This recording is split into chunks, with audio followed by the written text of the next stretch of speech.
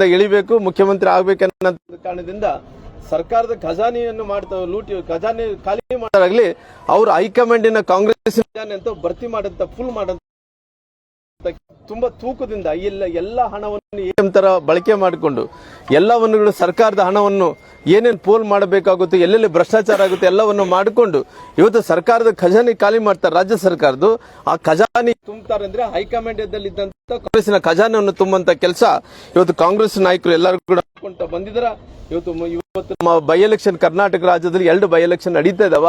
ಆ 2 by election ದಲ್ಲಿ ಬಹುಶಃ 2 ಬೈ ಎಲೆಕ್ಷನ್ ದಾವಣಗೆರೆ ಮತ್ತು ನಮ್ಮ ಬಾಗಲಕೋಟೆದಲ್ಲಿ ನಮ್ಮ ಎಲ್ಲ ಅಭ್ಯರ್ಥಿಗಳು, ಇಬ್ಬರು ಅಭ್ಯರ್ಥಿಗಳು ಗೆಲ್ಲುವ ನಿಶ್ಚಿತ ಅನ್ನಂತ ಮಾತನ್ನು ಹೇಳೋದ್ರ ಜೊತೆಯಲ್ಲಿ ಇವತ್ತು ಮುಂದಿನ ದಿನಗಳಲ್ಲಿ, ಯಾಕಂದ್ರೆ ನಾನು ಕಳೆದ 2023 ಚುನಾವಣೆಯಲ್ಲಿ ಕೂಡ ನಾವು ನೋಡಿದ್ವಿ, ಚರಂತಿ ಮಟ್ಟವರು ಅವತ್ತಂತ ಟೈಮಲ್ಲಿ ಬೇರೆ ಬೇರೆ ಕಾರಣಗಳಿಂದ ಅವರು ಸೋತೋಗಿದ್ರು.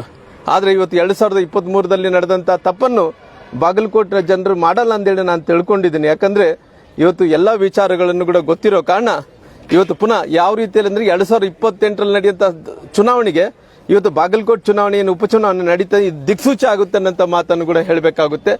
ಆ ರೀತಿಯಲ್ಲಿ ನಾನು ಮೊನ್ನೆ ಕೂಡ ಬಂದಂತ ಟೈಮಲ್ಲಿ ಬಹಳಷ್ಟು ಸರಿ ಹೇಳಿದ್ದೀನಿ, ಇವತ್ತು ಬಾಗಲಕೋಟೆ ಜಿಲ್ಲೆ ಅಂದ ತಕ್ಷಣ ಇವತ್ತು ಕರಾವಳಿ ಪ್ರದೇಶದಲ್ಲಿ ಹಿಂದುತ್ವಕ್ಕೆ ಯಾವ ರೀತಿಯಲ್ಲಿ ಗೌರವ ಇದೆನೋ, ಯಾವ ರೀತಿಯಲ್ಲಿ ಹಿಂದುತ್ವವಾದಂತ ಕಾರ್ಯಕರ್ತರು ಇದ್ದಾರೋ, ಈ ಬಾಗಲಕೋಟೆ ಜಿಲ್ಲೆಯಲ್ಲಿ ಕೂಡ ಇವತ್ತು ಎಲ್ಲಾ ಪರವಾದಂತ ಹಿಂದುತ್ವ ಪರವಾದಂತ ಎಲ್ಲಾ ಕಾರ್ಯಕರ್ತರು ಇರೋ ಕಾರಣ ಇವತ್ತು ಈ ಬಾರಿ ಬಾಗಲಕೋಟೆದಲ್ಲಿ ಭಗವಧ್ವಜ ಇವತ್ತು ಬಾಗಲಕೋಟೆಯಲ್ಲಿ ಹಾರುತ್ತೆ ಅನ್ನಂತ ಮಾತನ್ನು ಕೂಡ ನಾನು ಹೇಳಬೇಕಾಗುತ್ತೆ. ಇದು ಬಾಗಲಕೋಟೆ ಅನ್ನಂಥದ್ದು ಅದು ನಮ್ಮ ಕೋಟೆ, ಭಾರತೀಯ ಜನತಾ ಪಾರ್ಟಿ ಕೋಟೆ, ಹಿಂದೂಗಳ ಕೋಟೆ.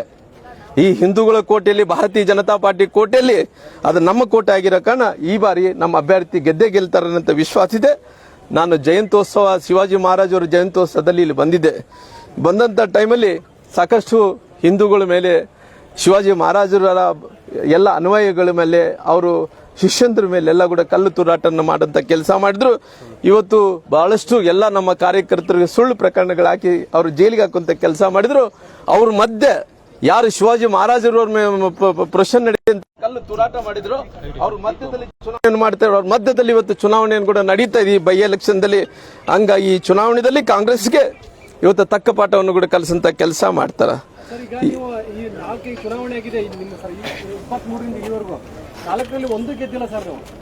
ಸರ್, ನಿಮ್ಮೆಲ್ಲರೂ ಕೂಡ ಗೊತ್ತಿರುವಂತ ವಿಚಾರ, ಉಪಚುನಾವಣೆಗಳು ನಾನು ಕೂಡ ಸಾಕಷ್ಟು 30 ವರ್ಷ ರಾಜಕಾರಣ ಜೀವನದಲ್ಲಿ ಸಾಕಷ್ಟು ಉಪಚುನಾವಣೆಗಳು ನಾನು ಮಾಡಿದ್ದೇನೆ. ಉಪಚುನಾವಣೆಗಳು ಹೆಂಗಾಗ್ತಾವನ್ನಂತ ವಿಚಾರ ನೋಡಿದಂತ ಟೈಮಲ್ಲಿ ಇವತ್ತು ನಾನು ಕೆಲವೊಂದು ಸಾರಿ 9-10 ಉಪಚುನಾವಣೆಗಳಾದಂಥ ಟೈಮಲ್ಲಿ ಕೂಡ 2018ರಲ್ಲಿ 10-11 ಉಪಚುನಾವಣೆಗಳು ಆದಂಥ ಟೈಮಲ್ಲಿ ಕೂಡ 10ರಲ್ಲಿ ನಾವು ಭಾರತೀಯ ಜನತಾ ಪಾರ್ಟಿ ಗೆದ್ದಿದ್ವಿ. ಇವತ್ತು ಸರ್ಕಾರ ಇರುವಂಥ ಟೈಮಲ್ಲಿ ಎಲ್ಲವನ್ನು ಕೂಡ ಎಲ್ಲ ಅಸ್ತ್ರಗಳು ಅಂದ್ರೆ ಒಂದು ಅವರು ಸರ್ಕಾರದಲ್ಲಿದ್ದಂಥ ಟೈಮಲ್ಲಿ ಹಣಬಲ, ತೋಳುಬಲ, ಅಧಿಕಾರ ಬಲ ಇದ್ದಂಥ ಟೈಮಲ್ಲಿ ಈ ಬಾರಿ ನಮ್ಮ ಬಾಗಲಕೋಟೆ, ದಾವಣಗೆರೆಯಲ್ಲಿದ್ದಂಥ ಜನರು ಇವತ್ತು ಈ ಬಾರಿ ಜನರ ಬಲ ಭಾರತೀಯ ಜನತಾ ಪಾರ್ಟಿಗೆ ಇರೋ ಕಾರಣ ಚರಂತಿ ಮಟ್ಟವರು ಗೆಲ್ಲಿತಾರ, ಶ್ರೀನಿವಾಸು ನಮ್ಮ ದಾಸ್ಕೇರಪ್ಪರು ಕೂಡ ಗೆಲ್ಲಿತಾರ. ಈ ಬಾರಿಯೂ ಕೂಡ ಅವರು ಸರ್ಕಾರವನ್ನು ಬಳಸ್ಕೊಂಡು ಚುನಾವಣೆ ಮಾಡಿದ್ದಾರೆ. ಮತ್ತೆ ಬಹುಶಃ ನನಗೆ ಈ ಬಾರಿ ಏನಾಗ್ತಿದೆ ಅಂತ ಹೇಳಿದ್ರೆ, ಇವತ್ತು ಹತ್ತತ್ರ ಇಷ್ಟು ಸರ್ಕಾರ ಬಂದ ನಂತರ ಇವತ್ತು ಎಲ್ಲವನ್ನು ಕೂಡ ಸೂಕ್ಷ್ಮವಾಗಿ ಗಮನಿಸಿದ್ದಾರೆ. ಬಹುಶಃ ಈ ಸರ್ಕಾರ ಬಂದ ನಂತರ ಏನಾಗ್ತಾ ಇದೆ, ಇವತ್ತು ಈ ಸರ್ಕಾರ ಬಂದ ನಂತರ ಸಮುದಾಯವಾರು, ಜಾತಿವಾರು, ಇವತ್ತು ಸಮುದಾಯವಾರು, ಜಾತಿವಾರು ವಿಭಜನೆ ಮಾಡಂತ ಕೆಲಸ ಸರ್ಕಾರ ಮಾಡಿದೆ.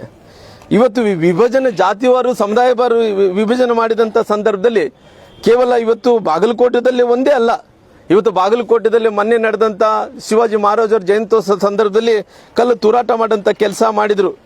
ಇವತ್ತು ಮದ್ದೂರದಲ್ಲಿ ನಾವು ನೋಡಿದಂತ ಟೈಮಲ್ಲಿ, ಮದ್ದೂರದಲ್ಲಿ ಕೂಡ ಇವತ್ತು ಅಲ್ಲಿ ಜಯಂತ್ಯೋತ್ಸವ ನಡೆಯುವಂತ ಟೈಮಲ್ಲಿ ಕೂಡ, ಗಣೇಶೋತ್ಸವ ನಡೆಯುವಂತ ಟೈಮಲ್ಲಿ ಕೂಡ ಅಲ್ಲಿ ಕೂಡ ಕಲ್ಲು ತೂರಾಟ ಮಾಡಂತ ಕೆಲಸ ಮಾಡಿದ್ರು. ಬೆಂಗಳೂರಲ್ಲಿ ಚಾಮರಾಜನಗರಪೇಟೆಯಲ್ಲಿ ಅಣ್ಣಮ್ಮ ತಾಯಿಯವರ ಜಯಂತ್ಯೋತ್ಸವ ನಡೆಯುವಂತ ಟೈಮಲ್ಲಿ ಕೂಡ ಅಲ್ಲಿ ಕೂಡ ಸಾಕಷ್ಟು ಗುಂಡಾಗಳು ದೊಂದನೇ ರೀತಿಯಲ್ಲಿ ಕಲ್ಲು ತೂರಾಟ ಮಾಡಂತ ಕೆಲಸ ಮಾಡಿ, ಇವೆಲ್ಲ ಒಟ್ಟಾರೆಯಾಗಿ ನೋಡಿದಂತ ಟೈಮಲ್ಲಿ ಈ ಬಾರಿ ಏನಿದೆನೋ ಈ ಸಾರಿ ಕಾಂಗ್ರೆಸ್ಗೆ ಮತ ಕೊಡಲ್ಲ.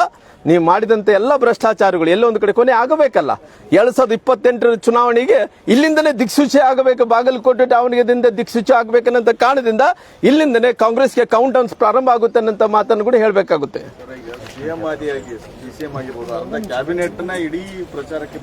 ಹೆಚ್ಚಿನ ವಿಡಿಯೋಗಳಿಗೆ ಪ್ರತಿಧ್ವನಿ ಯೂಟ್ಯೂಬ್ ಚಾನೆಲ್ ಸಬ್ಸ್ಕ್ರೈಬ್ ಮಾಡಿ, ಬೆಲ್ ಐಕಾನ್ ಕ್ಲಿಕ್ ಮಾಡಿ.